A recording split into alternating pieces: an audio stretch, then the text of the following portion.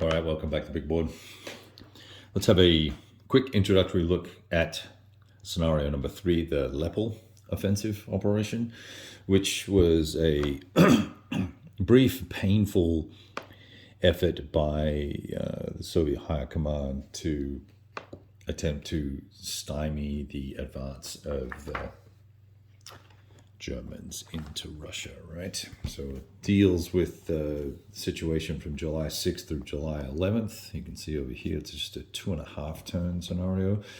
We start the scenario with the Soviet turn, not the Axis turn. And that allows us to begin with our mechanized movement, get ourselves into zones of control of the enemy in this system that's called EFS or Barbarossa, set in 1941, obviously enough.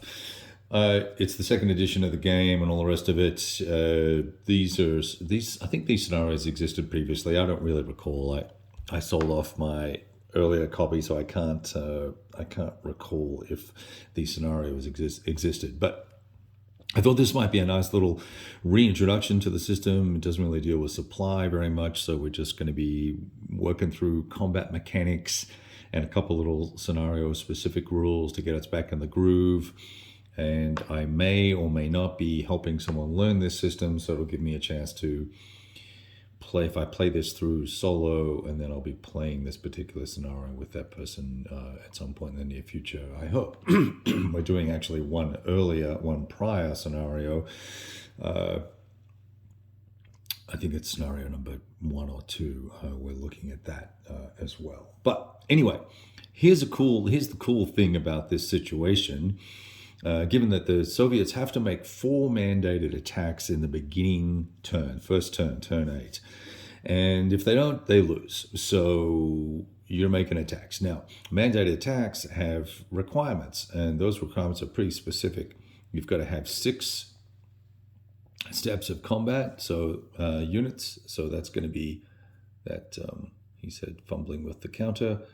I'm off to the right-hand side of the camera here. So 6 steps have to participate as a minimum. You have to achieve a 3-2 odds or better.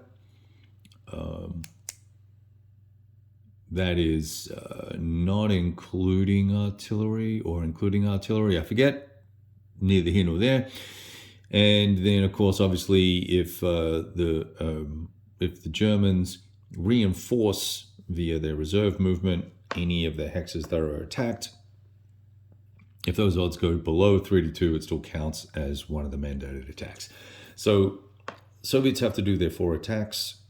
They will then receive an additional 2 mandated attacks that they are required to do. That will not lose the game for them, but they will lose VPs if they don't execute them.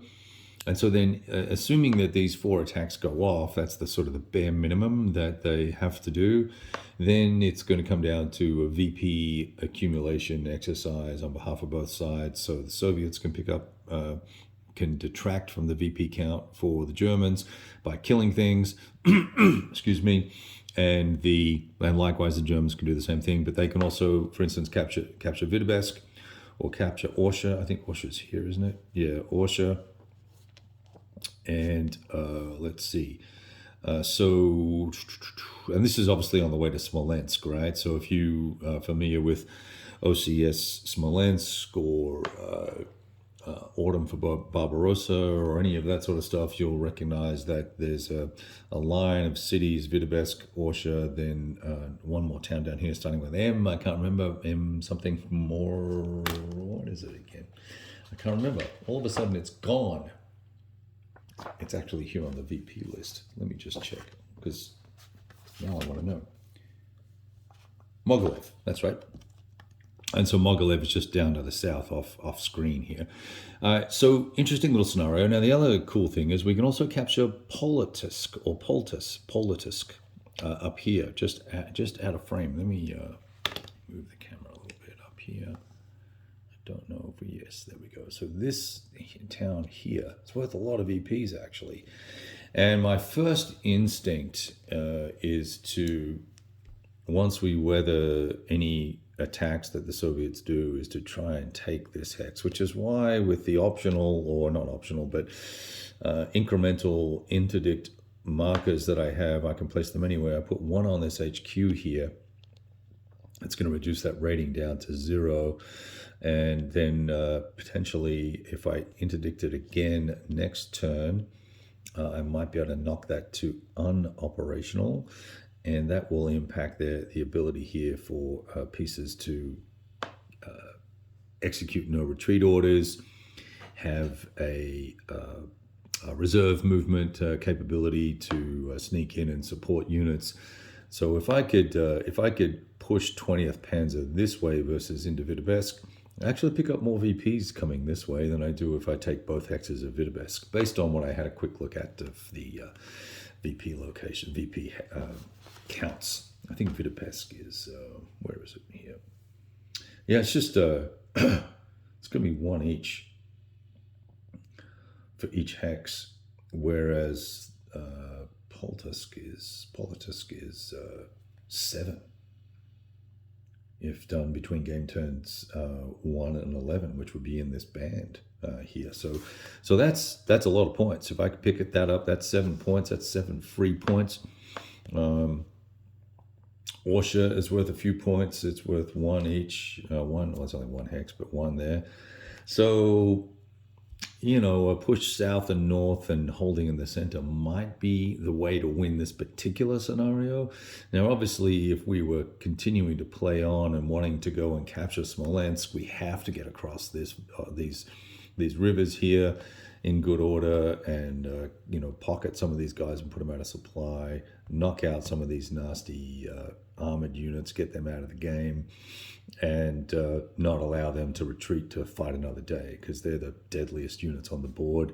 The infantry is all relatively inconsequential in the grand scheme of things, given their inability to move until the sort of second movement phase of the sequence of play, which we'll talk through at some point. I've done conversations about this system before, but it now does have a new supply system, so I'm keen to, not a new supply system, I guess an enhanced or revised supply system would be the better terminology to use. And I think now with my reading of these rules and also playing a little bit solo just on Vassal by myself, I realized that there are some things that you can do with supply that I probably wasn't doing very effectively when I played previously, which certainly colored my opinions of the system. So we'll get into all that at another point. But right now, I just thought we'd use this as an opportunity to talk about what's going on here. So 20th Panzer, I think, will potentially go this way and try and knock this out. 20th Motorized and 12th Panzer here and 7th Panzer here will sort of keep the pressure up. I'm probably going to try and, depending on what happens here, if these guys get taken out, I'll probably try and loop around onto Vitebsk this way, and then keep rotate 17th Panzer up here, and then 18th Panzer, which is off screen down here, we'll sort of push up on here. Now, for these mandated attacks that the Soviets have to make, this one will go up to here. This chap will hit here. This guy will hit here, because I can get a 3-2 on that. That's 6-3 is a 2-1, so that'll be good enough. This guy will come up here and attack. Potentially, I can bring this unit in to support this one as well, but I don't have to do more than 4. I just have to do the minimum of 4. So arguably I could take 14 points up to here, but I'm not sure that I want to do that. We'll see. We'll think about that when we actually start pulling the trigger. This guy can come in and attack this guy here, so that'll be a 3-2 attack right there. Pretty risky, but it's the best I can do unless I try and press up one of these. And then this chappie was going to loop around to here, and these 2 units will attack here. Now that's, of course, assuming that these units don't move in reserve and support. All sorts of nasty things can happen. They could move in reserve because they're in range. We'll see. I just wanted to share that with you. That's kind of the game plan for both sides. I'm looking forward to playing. I love these little breakout maps, and it's got all the special rules, the at-start conditions, the victory conditions here, a bunch of aircraft in this particular one as well. So we'll get to do some war interdictions and some more air war activity, and we'll see what happens from there. Talk to you soon, and keep on rolling those dice.